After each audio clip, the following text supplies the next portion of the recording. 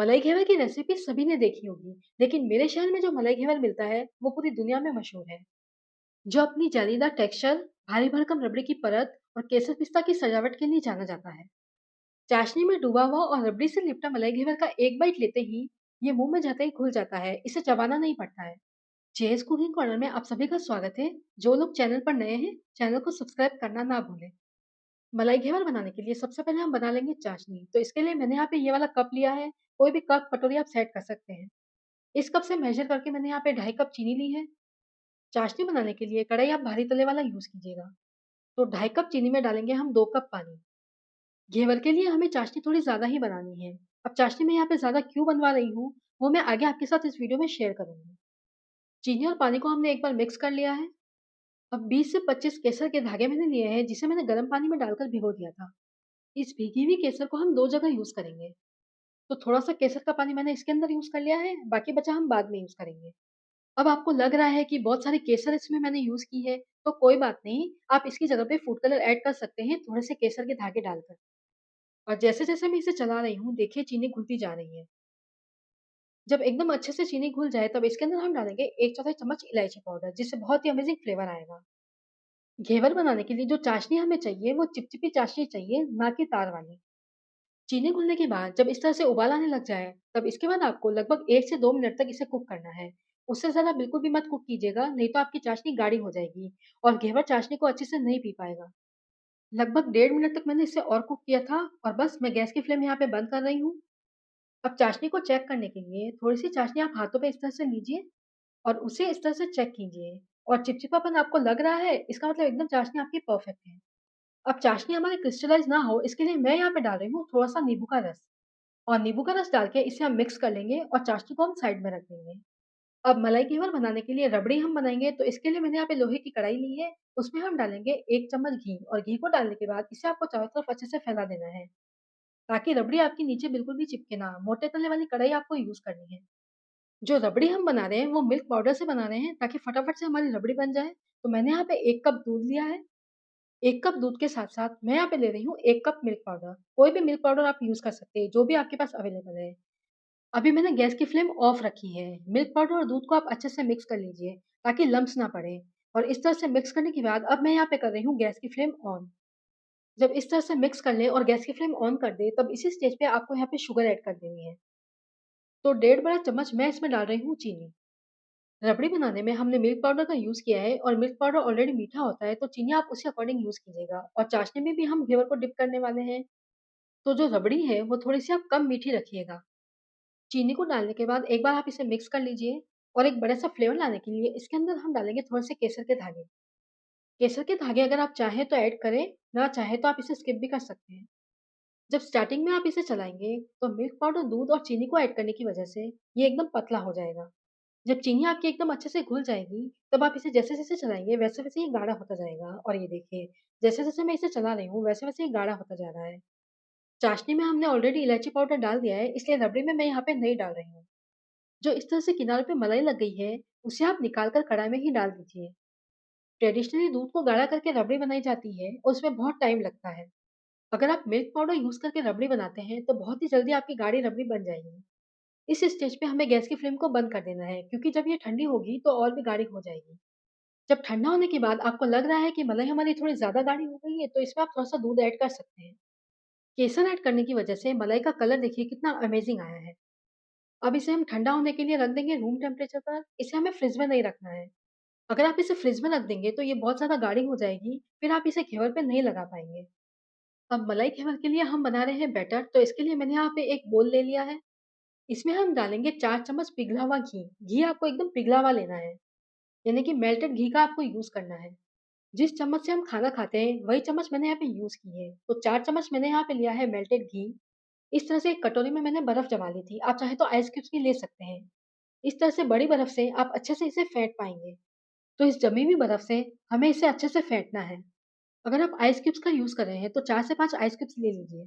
इसे आपको बर्फ के साथ कंटीन्यूअसली चलाना है, जब तक कि मक्खन जैसा टेक्सचर ना हो जाए। जब चलाते-चलाते साइड में इस तरह से लग जाए, तो साइड से आप इसे निकाल कर फिर से बर्फ के साथ फेंटिए। और इस तरह से इसका एक क्रीमी टेक्सचर हमें मिल गया है, तो बस ये जो आइस है, उसे हम बाहर निकाल देंगे और इसके साथ जो पानी है, उसे भी हम बाहर निकाल देंगे। अभी प्रोसेस पूरी तरह से खत्म नहीं हुआ है। आइस और पानी को बाहर निकालने के बाद इसे हम फिर से फेंटेंगे, जब तक कि इसका टेक्सचर एकदम क्रीमी-क्रीमी ना हो जाए। लगभग 1 से 2 मिनट तक मैंने इसे और फेंटा है और ये देखिए इसका जो टेक्सचर है कितना क्रीमी हो गया है। एकदम मक्खन जैसा नरम और मुलायम। ये जो फेंटने वाला प्रोसेस है इसे आप मिक्सर जार में डालकर भी कर सकते हैं। लेकिन वो जो वीडियो है मैं आपके साथ बाद में शेयर करूँगी। सबसे ज़्यादा ज़रूरी स्टेप है ये। अगर आपने ये स्टेप सही से नहीं किया तो घेवर आपका बिल्कुल भी परफेक्ट नहीं बनेगा। अब 1 कप मैदा हम इसमें ऐड करेंगे। मैदे को आप छलनी से पहले छान लीजिए। कप मैं यहाँ पे वही यूज़ कर रही हूँ जो मैंने चाशनी बनाने में यूज़ किया था। मैदे को ऐड करने के बाद एकदम अच्छे से आपको इसे मिक्स करना है। ये जो मक्खन हमने अभी प्रिपेयर किया है, वो एकदम अच्छे से मैदे में लिपट जाना चाहिए। ये सारे स्टेप बहुत ज़रूरी है। एक भी स्टेप अगर आप मिस कर देंगे तो घेवर बनाने में आपको बहुत प्रॉब्लम आएगी। एकदम परफेक्टली आप घेवर नहीं बना पाएँगे। जो साइड में लगा हुआ है मिक्सचर, उसे भी हमें अच्छे से उतार कर मैदे में लपेट देना है। मार्केट जैसा कलर और क्रिस्पीनेस लाने के लिए 1 बड़ा चम्मच डालेंगे बेसन। आप चाहें तो बेसन को स्किप भी कर सकते हैं, सिर्फ मैदे से भी आप घेवर बना सकते हैं। मार्केट जैसा बनाने के लिए मैंने यहाँ पे बेसन ऐड किया है। बेसन को ऐड करने के बाद इसे भी आपको मैदे के साथ मिक्स कर लेना है। 1 कप ठंडा दूध हम इसमें ऐड करेंगे। एकदम चिल्ड वाला दूध आपको लेना है। जो भी चीज़ हम इसमें यूज़ कर रहे हैं, एकदम चिल्ड आपको यूज़ करनी है। अब इसे हम करेंगे मिक्स और मिक्स करने के बाद इसके अंदर हम डालेंगे एकदम ठंडा-ठंडा पानी। फ्रिज से निकला हुआ चिल्ड पानी आपको यूज़ करना है।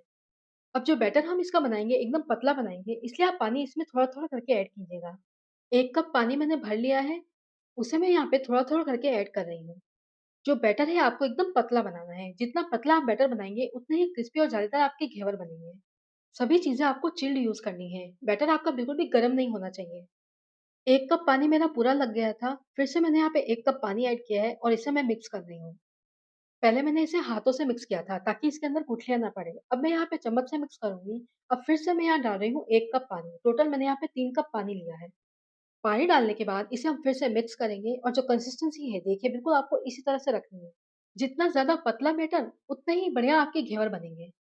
अब इसके अंदर हम डालेंगे एक सीक्रेट चीज़। तो 1/4 नींबू का रस हम इसमें डाल रहे हैं, जिससे घेवर में बहुत ही बढ़िया तरीके से जाली पड़ेगी। यानी कि घेवर हमारा एकदम जालीदार बनेगा। नींबू का रस डालने के बाद इसे आप मिक्स कर लें। अब इस बैटर को हम छान लेंगे ताकि अगर कोई लम्स या गुठली रह गई है तो वो रिमूव हो जाए।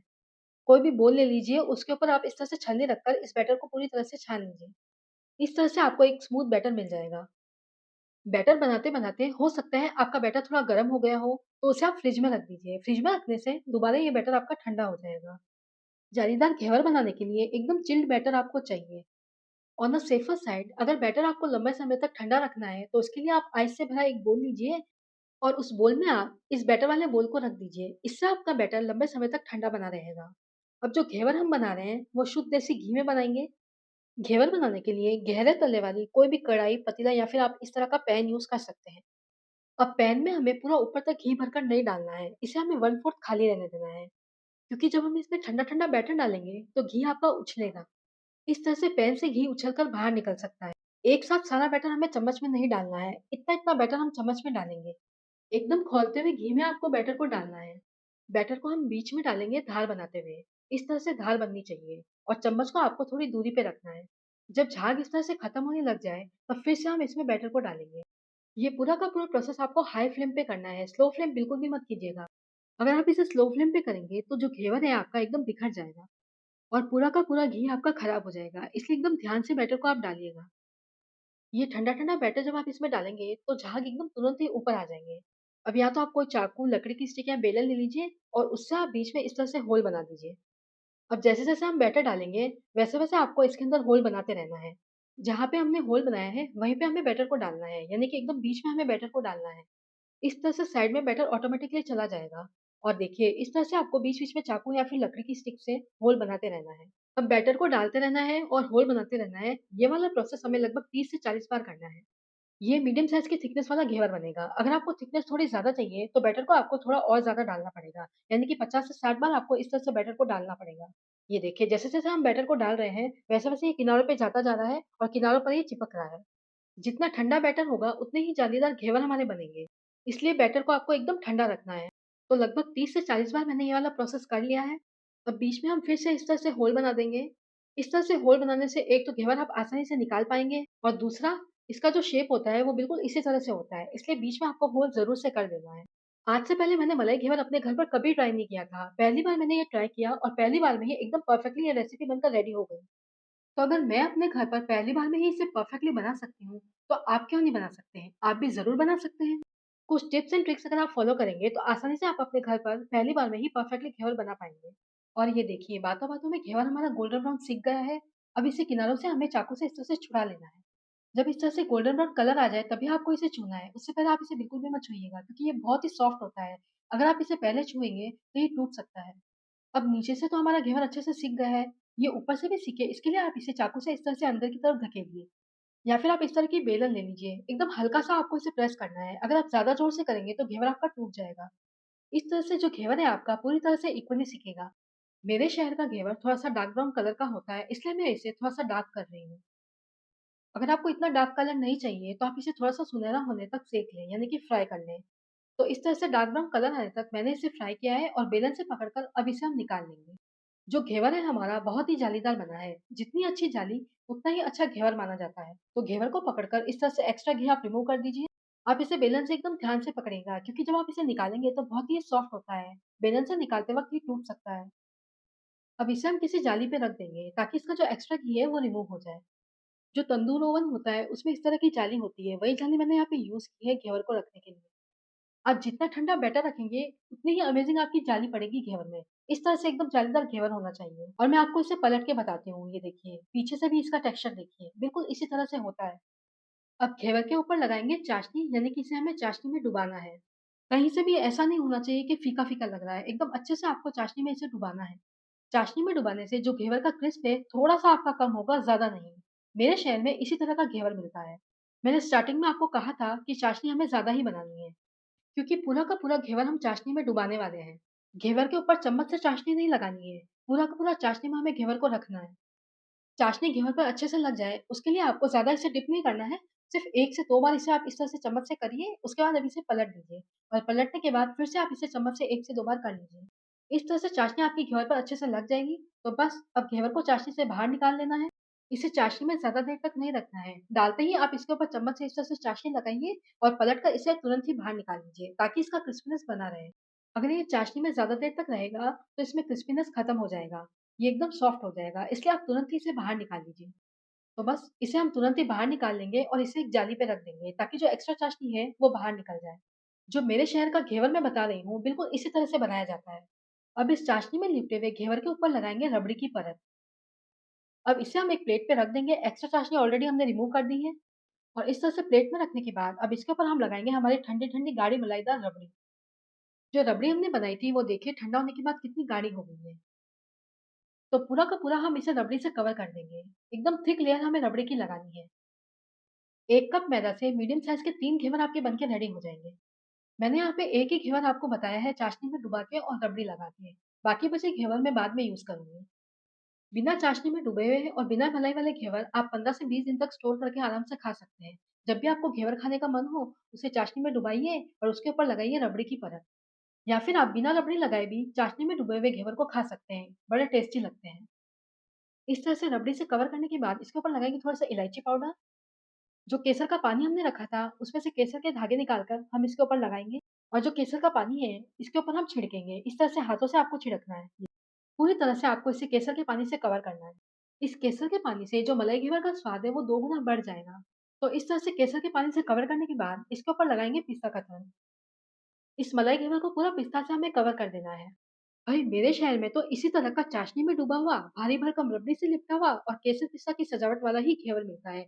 इनफैक्ट बर्थडे और एनिवर्सरीज पे भी इसे हमारे यहाँ पे केक की जगह पे कट किया जाता है। क्या आपके शहर में भी इस तरह का घेवर मिलता है? इसे कट करने पे देखिए, बिल्कुल भी ऐसा नहीं है कि ये हार्ड बना है। ये जो मलाई घेवर है, मुँह में जाते ही घुल जाएगा। इस रेसिपी को आप मेरे तरीके से ज़रूर ट्राई कीजिएगा। अगर आपको मेरी मलाई घेवर की रेसिपी पसंद आई है, तो वीडियो को लाइक और शेयर ज़रूर कीजिएगा। इसी के साथ-साथ जो लोग जेएस कुकिंग कॉर्नर चैनल पर नए हैं, चैनल को सब्सक्राइब करना ना भूलें। जब घेवर का आप बाइट लेंगे, तो ये मुँह में जाते ही घुल जाएगा। इसे आपको चबाने की ज़रूरत भी नहीं पड़ेगी। नीचे से जो टेक्सचर है घेवर का देखिए, बिल्कुल बाज़ार जैसा है। तो आप अपने घर पर इस रेसिपी को कब ट्राई कर रहे हैं? ट्राई करने के बाद अगर आपकी कोई क्वेरी है, तो नीचे आप कमेंट बॉक्स में लिखकर पूछ सकते हैं। मिलते हैं नेक्स्ट वीडियो में, तब तक के लिए bye friends, have a nice day.